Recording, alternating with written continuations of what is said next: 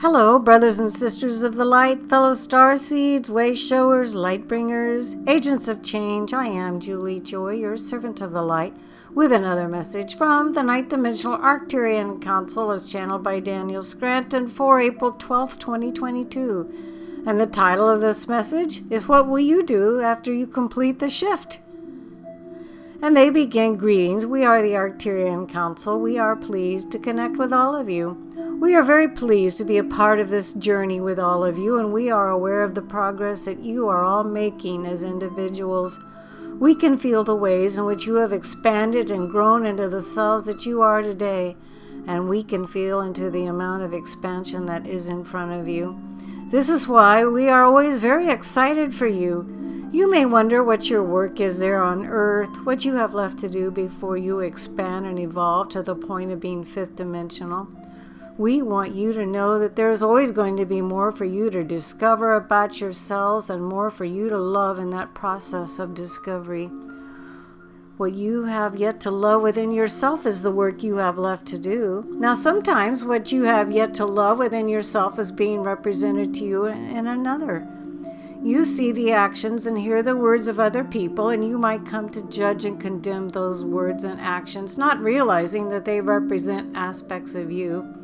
Even if aspects of you are dormant, are not active in this lifetime, they are still inside of you, and they still need to be acknowledged or discovered and then accepted and then finally loved. The people who give you the most drama and trauma in your lives are the ones who need the most love from you. And what most people don't realize is that when they are giving that love to the other, they are giving it to themselves. And so they withhold that love.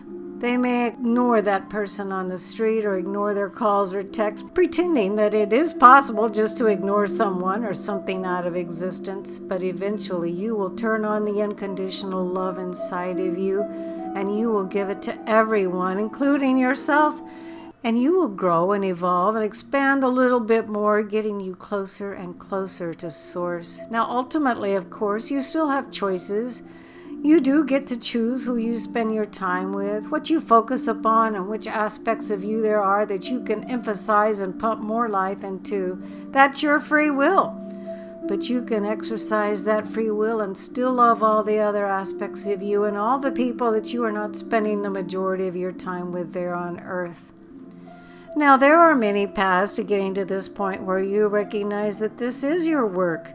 You have all of your interactions with people on a daily basis, and you have meditation, and you have prayer, and you have all of the other spiritual practices that there are, and you can even make up your own spiritual practices that put you in that space of love.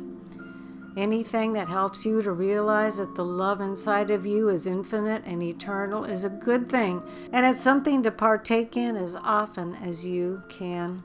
You will continue to be on this journey even after you shift to the fifth dimension, because there will always be more of you to discover and to love, and that's a good thing.